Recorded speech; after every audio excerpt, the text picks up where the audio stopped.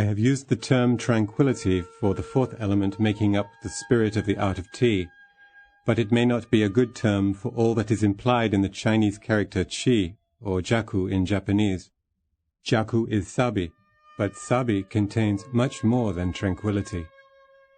Its Sanskrit equivalent, shanta or shanti, it is true, means tranquility, peace, serenity, and jaku has been frequently used in Buddhist literature to denote death or nirvana. But as the term is used in the tea, its implication is poverty, simplification, aloneness, and here sabi becomes synonymous with wabi. To appreciate poverty, to accept whatever is given, a tranquil passive mind is needed. But in both sabi and wabi, there is a suggestion of objectivity. Just to be tranquil or passive is not sabi, nor is it wabi. There is always something objective that evokes in one a mood to be called wabi. And wabi is not merely a psychological reaction to a certain pattern of environment. There is an active principle of aestheticism in it. When this is lacking, poverty becomes indigence. Aloneness becomes ostracism or misanthropy or inhuman unsociability. Wabi or sabi, therefore, may be defined as an active aesthetical appreciation of poverty. When it is used as a constituent of the tea, it is the creating or remodeling of an environment in such a way as to awaken the feeling of wabi or sabi. Nowadays, as these terms are used, we may say that sabi applies more to the individual objects and environment generally, and wabi to the living of a life ordinarily associated with poverty or insufficiency or imperfection. Sabi is thus more objective, whereas wabi is more subjective and personal. We speak of wabi zumai, the wabi way of living. But when a vessel such as a tea caddy, or a bowl, or a flower vase comes in for appraisal, it is often characterized as having a sabi taste, or kan-mi. Kan and sabi are synonymous, while mi is taste. The tea utensils are, as far as I know, never qualified as being of wabi taste. Of the following two verses, the first is considered expressive of the idea of wabi, while the second gives the idea of sabi. Among the weeds growing along the wall, the crickets are hiding, as if forsaken, from the garden wet with autumnal showers. The yomogi herbs in the garden are beginning to wither from below. Autumn is deepening, its colors are fading. Not knowing why, my heart is filled with melancholy.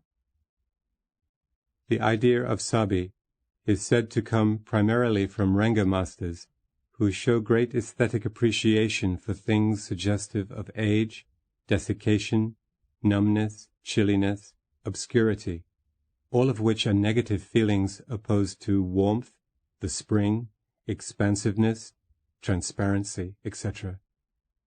They are, in fact, feelings growing out of poverty and deficiency, but they have also a certain quality lending themselves to highly cultivated aesthetic ecstasy.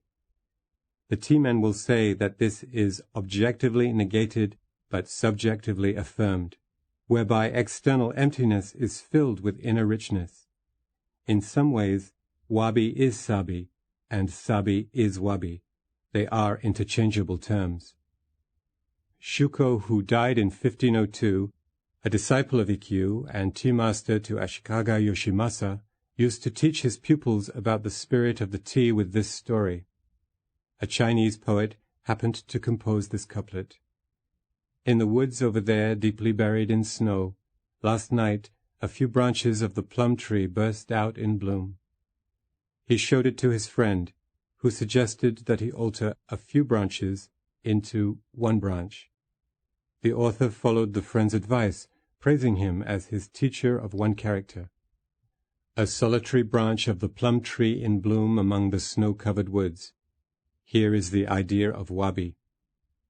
On another occasion, Shuko is reported to have said, It is good to see a fine steed tied in the straw-roofed shed. This being so, it also is especially fine to find a rare object of art in an ordinarily furnished room. This reminds one of the Zen phrase, to fill a monk's tattered robe with a cool, refreshing breeze. Outwardly there is not a sign of distinction. Appearances all go against the contents, which are in every way priceless. A life of wabi can then be defined, an inexpressible quiet beneath poverty, and it is the art of tea that tries to express this idea artistically. But if there is anything betraying a trace of insincerity, the whole thing is utterly ruined. The priceless contents must be there most genuinely. They must be there as if they were never there. They must be rather accidentally discovered. In the beginning there is no suspicion of the presence of anything extraordinary, yet something attracts, a closer approach, a tentative examination, and behold, a mine of solid gold glitters from among the unexpected. But the gold itself remains ever the same, discovered or not. It retains its reality, that is, its sincerity to itself, regardless of accidents. Wabi means to be true to itself. A master lives quietly in his unpretentious hut. A friend comes in unexpectedly, tea is served, a fresh spray of flowers is arranged, and the visitor enjoys a peaceful afternoon charmed with his conversation and entertainment. Is this not the tea rite in its reality? Parenthetically, some may ask, in these modern times, how many of us are situated like the tea master? It is nonsense to talk about leisurely entertainment. Let us have our bread first, and fewer working hours. Yes, it is true that we have to eat bread in the sweat of our face and to work a number of hours as the slave of machinery. Our creative impulses have thus been miserably downtrodden. It is not, however, just for this reason, I believe, that we moderns have lost the taste for leisureliness, that we find no room in our worrying hearts for enjoying life in any other way than running after excitement for excitement's sake. The question is, how have we come to give ourselves up to such a life as to try to keep the inner worries only temporarily suppressed? How is it that we no longer reflect on life more deeply, more seriously, so that we can have a realization of its innermost meaning? When this question is settled, let us, if necessary, negate the entire machinery of modern life and start anew. I hope our destination is not the continual enslaving of ourselves to material wants and comforts. Another tea master writes of Amaterasu Omikami, really the sun goddess in Japanese mythology, but the writer seems to understand her to be a male deity and anachronistically associates her with the art of tea. His words are, "From Amaterasu Omikami starts the spirit of wabi. Being the great ruler of this country, he was free to erect the finest palaces inlaid with gold and silver and precious stones, and nobody would dare to speak ill of him. And yet he dwelt in a reed-thatched house and ate unpolished rice. In every possible way, besides, he was self-sufficient, modest, and ever striving. He was truly a most excellent tea-master, living a life of wabi." Unquote. It is interesting to see that this writer regards Amaterasu Omikami as the representative tea-man who lived a life of wabi. This, however, shows that the tea is the aesthetic appreciation of primitive simplicity. In other words, that the tea is an aesthetic expression of the longing which most of us seem to feel in the depths of our hearts to go as far back to nature as our human existence will permit, and to be at one with her. Through these statements, the concept of wabi is, I think, becoming clearer. We can say that, in a way, with Sotan, a grandson of Rikyu, real wabi life starts. He explains that wabi is the essence of the tea, corresponding to the moral life of the Buddhists. It is a great mistake indeed to make an ostentatious show of wabi while inwardly nothing is consonant with it. Such people construct a tea room as far as appearances go, with all that is needed for wabi. Much gold and silver is wasted on the work. Rare objects of art are purchased with the money realized by the sale of their farms, and this just to make a display before visitors. They think a life of wabi is here, but far from it. Wabi means insufficiency of things, inability to fulfill every desire one may cherish, generally a life of poverty and dejection. To halt despondently in one's course of life because of one's inability to push oneself forward, this is wabi. But one does not brood over the situation. One has learned to be self-sufficient with insufficiency of things. One does not seek beyond one's means. One has ceased to be cognizant of the fact that one is in tight circumstances. If, however, one should still abide with the idea of the poverty, insufficiency, or general wretchedness of his condition, one would no more be a person of wabi, but a poverty-stricken person. Those who really know what wabi is are free from greed, violence, anger, indolence, uneasiness, and folly. Thus wabi corresponds to the parameter of morality as observed by the Buddhists." Unquote. In wabi, aestheticism is fused with morality or spirituality, and it is for this reason that the tea masters declare the tea to be life itself, and not merely a thing for pleasure, however refined this may be. Zen is thus directly connected with the tea. Indeed, most ancient tea masters studied Zen in real earnest and applied their attainment in Zen to the art of their profession.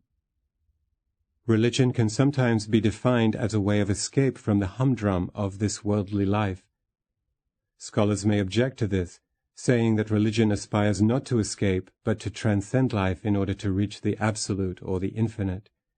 But practically stated, it is an escape where one finds a little time to breathe and recuperate. Zen as a spiritual discipline does this too, but as it is too transcendental, as it were, too inaccessible for ordinary minds, the tea masters who have studied Zen have devised the way to put their understanding into practice in the form of the art of tea. Probably in this, to a great extent, their aesthetic aspirations asserted themselves. When wabi is explained as above, readers may think that it is more or less a negative quality, and that its enjoyment is meant for people who have been a failure in life. This is true in some sense, perhaps, but how many of us are really so healthy as not to need medicine or a tonic of one kind or another at some time in their lives? And then, every one of us is destined to pass away. Modern psychology gives us many cases of active businessmen, strong physically and mentally, who will suddenly collapse when they retire. Why? Because they have not learned to keep their energy in reserve. That is to say, they have never become aware of a plan to retreat while still working. The Japanese fighting man in those old days of strife and unrest, when he was most strenuously engaged in the business of war, realized that he could not go on always with nerves at the highest pitch of vigilance, and that he ought to have a way of escape sometime and somewhere. The tea must have given him exactly this. He retreated for a while into a quiet corner of his unconscious, symbolized by the tea room, no more than 10 feet square. And when he came out of it, not only did he feel refreshed in mind and body, but very likely his memory was renewed of things of more permanent value than mere fighting. Thus we see that tranquility, which is the fourth and chief factor making up the spirit of the tea, ultimately means a kind of aesthetic contemplation of poverty in the Eckhartian sense, which the tea men call wabi or sabi, according to the objects to which they apply the term. Two Zen men of the 10th century were discussing Zen. One named Chokei said, "Even a fully enlightened arhat may be proclaimed to be still harboring something of the 3 poisonous passions, greed, anger, and delusion. But as to the Buddha, he never makes an equivocal statement. Whatever he asserts is absolute truth. What do you say to this?" Hofuku asked, "What then is the Buddha's statement?" Chokei said, "The deaf cannot hear it." This was criticized by Hofuku. You are coming down onto a secondary level. Chokei. What then is the Buddha's statement according to your judgment? Hofuku. Have a cup of tea, O my brother monk.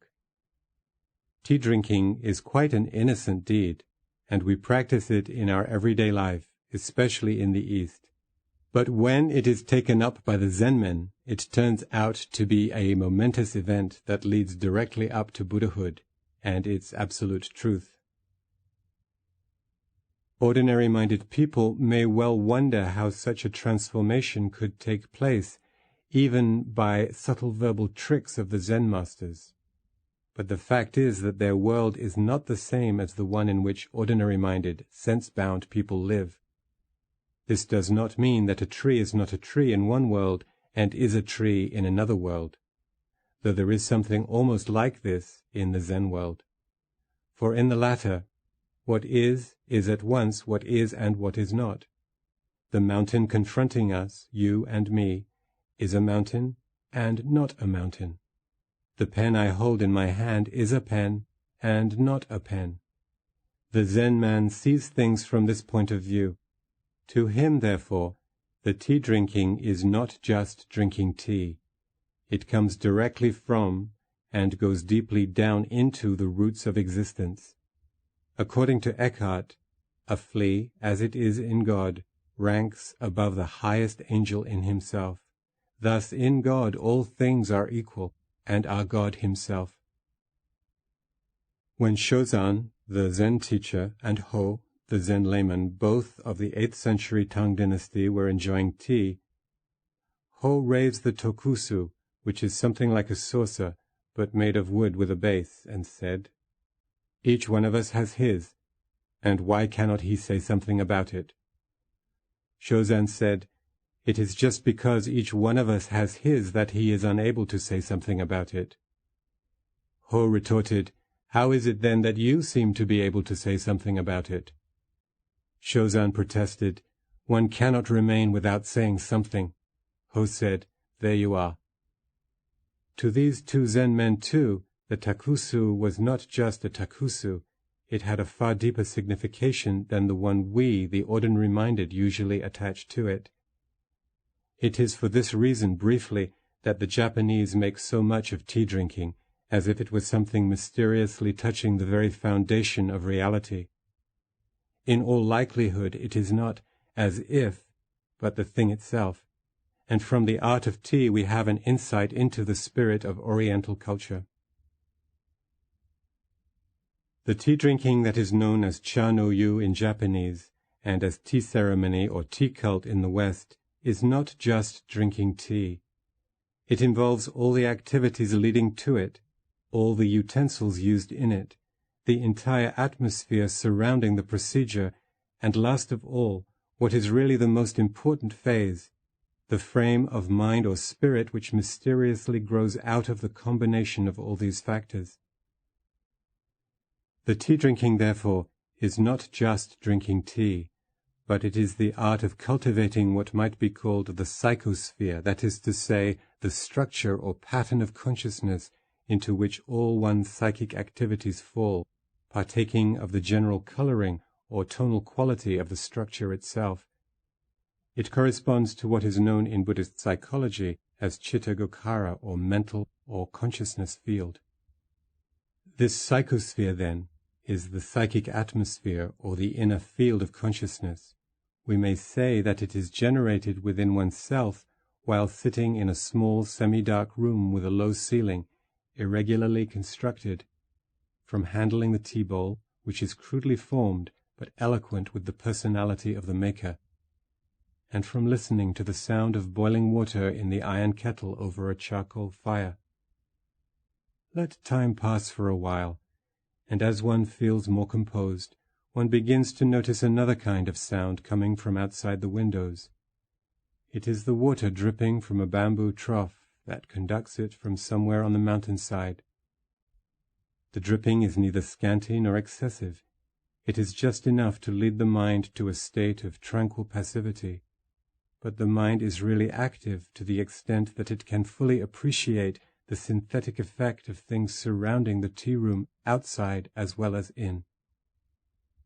What constitutes the frame of mind or psychosphere thus generated here is the realization of the spirit of poverty devoid of all forms of dichotomy, subject and object, good and evil, right and wrong, honor and disgrace, body and soul, gain and loss, and so on. Kyogen Shikan, a Zen master of the late Tang dynasty, gives his idea of poverty, hin in Japanese, pin in Chinese, in the following stanza. Last year's poverty was not yet perfect. This year's poverty is absolute. In last year's poverty there was room for the head of the gimlet. This year's poverty has let the gimlet itself disappear. The poverty that permits no room for anything, even for the point of a needle, is what is known in the philosophy of Prajnaparamita as emptiness or shunyata, and the principle of the tea ceremony is based on it. For sabi or wabi is no other than the aesthetic appreciation of absolute poverty. In passing, it is of interest to note in this connection that Meister Eckhart's notion of poverty exactly coincides with Kyogen cited just above. In one of his sermons, Eckhart refers to one who is godly poor, for God can find no place in him to work in. This man is object-free in time and in eternity. There are two objects. One is otherness, the other is a man's own proper self. Unquote. This kind of man who is free of objects, that is, free of the dichotomy of subject and object, is an abodeless man, living in emptiness. Eckhart continues, True poverty of spirit requires that man shall be emptied of God and all his works, so that if God wants to act in the soul, he himself must be the place in which he acts. It is out of this absolute poverty cherished by Meister Eckhart that we also have the philosophy of tea. It is indeed out of the emptiness where there is no place, not only for God's creatures, but for God himself, because the emptiness is God, and God is the emptiness. In other words, it is out of nowhereness and no timeness that Joshu, Hofuku, Ho, and the other masters of Zen sip their cups of tea. The philosophy of tea is thus the philosophy of poverty, of shunyata, or emptiness. When this is understood, we know where the Japanese enjoyment and appreciation of the tea originates. In this respect, the ancient Japanese poem by Fujiwara Sadaie, which is often quoted by the tea-men as their motto, is significant. As I look around, no flowers, no maple leaves, this fishing village, this autumnal eve.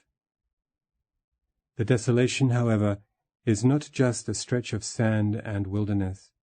One is not standing against an expanse of illimitable sea, for something of spring is already seen awakened behind the deserted boats and under the torn dragnets aired along the sea beach. To those who are forever longing for flowers, how I wish to point out green patches in the snow, fully expressive of the early spring. To an observing and discerning eye, the desolate wilderness of the late autumn already promises something of the coming spring, and every fallen leaf piling up on the ground, every withering blade of grass which had sheltered all forms of the singing insects, is already seen preparing or renewing life. As Rikyu says, the water that fills the kettle is drawn from the well of mind whose bottom knows no depth, and the emptiness which is conceptually liable to be mistaken for sheer nothingness is in fact the reservoir, the alaya of infinite possibilities. In the desolation of the late autumn we detect bits of what Sekcho, a Zen poet of the 11th century Song dynasty, sings of. The spring mountains covered with layers of most variegated colors, and the spring streams fancifully laden with the reflecting images. The tea-man sitting alone in his tea-room is the one whom Sekcho continues to depict as standing by himself between heaven and earth, facing infinitude of beings, Primarily, the spirit of tea is aloneness, the sitting all alone at the summit of Mount Mahavira, as stated by Hyakujo. The rice wine sake, which is thought of as the opposite to tea, is for sociability, and mostly for conviviality, and frequently for boisterousness. Tea is aristocratic, sake is democratic. Tea is not so expanding and non-individualistic as sake. It is introvert and self-collective. Rihaku, the great poet of the Tang, was addicted to sake and could not produce his creative poems without its aid. When the tea man is inspired, his works are concentric and centripetal, full of contemplative thought. So sake is best imbibed in company with sympathetic friends, but tea will be sipped all alone in the traditional room, 10 or even 6 feet square, in a secluded corner, away from the crowded places. The following description of a tea room is from my article on the subject, which appeared in the magazine The Cultural East. The tea room is symbolic of certain aspects of Eastern culture, especially of Japanese culture. In it, we find in a most strongly and deeply concentrated form almost all the elements that go to make up what is characteristic of the Japanese mind statically viewed. As to its dynamic aspects, there are only a few signs betokening them in the tea room, where even movements are so controlled as to add to the quietude generally prevailing there. The room is small, and the ceiling not at all high, even for the stature of an average Japanese. It is devoid of decorations, except in the tokonoma, where a kakemono is hung, and before which stands a flower vase containing perhaps a solitary flower not yet in full bloom. The tokonoma is a sort of alcove occupying a corner of the room. The principal guest sits before this honored corner. A kakemono is a hanging scroll of either painting or calligraphy, which decorates the corner. As I look around, in spite of its obvious simplicity, the room betrays every mark of thoughtful designing. The windows are irregularly inserted. The ceiling is not of one pattern. The materials used, simple and unornamented, are of various kinds. The room is divided by a post obliquely setting off one corner for tea utensils, and the floor has a small square opening as a fireplace, where hot water is boiling in an artistically shaped iron kettle. The papered shoji covering the windows admit only soft light, shutting off all the direct sunshine, which when it is too strong for the teaman's sensibility is further screened by a rustic sudare hanging just outside one of the windows.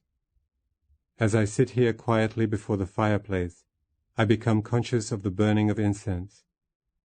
The odor is singularly nerve-soothing. The fragrant flower produces a contrary effect on the senses.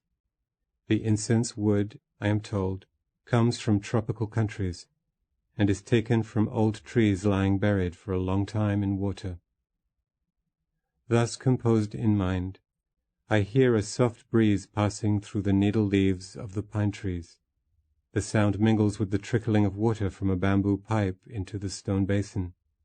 The flow and the breeze are rhythmical and soothing to the mind of the sitter inside the hut. In fact, they stimulate his meditative mood to move on to the bedrock of his being." Unquote.